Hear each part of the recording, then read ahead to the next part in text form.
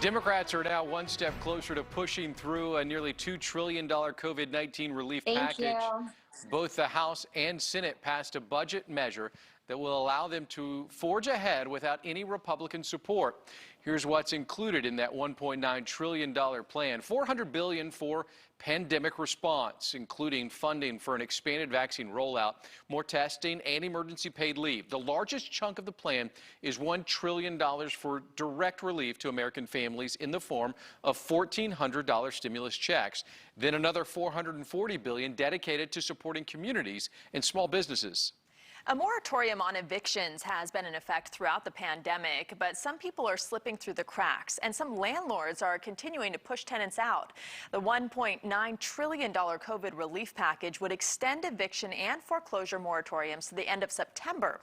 And President Biden is proposing an additional $25 billion in rental assistance on top of the $25 billion allocated in the bill passed by Congress in December. Meantime, landlords say they're burdened with this hardship as well. Rakeem Jones's son was in the middle of virtual schooling when a sheriff's deputy knocked on the door to evict his family. It's not one of the feelings you can describe. In a North Carolina court, Jones's landlord said he didn't know about the eviction moratorium, and the judge sided with the landlord. Some families can't afford a lawyer. Some families don't know their rights.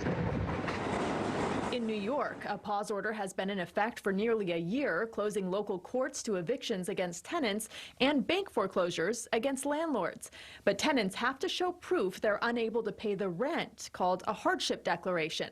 The hardship declaration is supposed to freeze most tenant evictions until May 1st, but a growing number of landlords unable to collect the rent this year are not waiting. This has gone on for almost 11 months now, and you have people that haven't been able to pay mortgages. They've used every nickel of reserves that they have. Some landlords have resorted to illegally putting tenants out themselves. Who threaten tenants and use that as a strategy for getting tenants to move or take any other action, shutting off utilities, changing locks, and so forth. There's bad players out there, there's slumlords out there, but then there's also a lot of responsible housing providers that are out there that are getting crushed right now. Matthew Dowen, a landlord in New York, says he's just trying to run an honest business. It was basically seen as, I don't have to pay rent, I don't have to pay rent, there's really no consequences for it. The tenants have been getting the recipients of this money, but it hasn't been going towards housing. It's been going towards other things. The tenants aren't prioritizing their housing needs. Attorney Jesse McCoy with the Duke Civil Justice Clinic says some renters have been able to get back to work,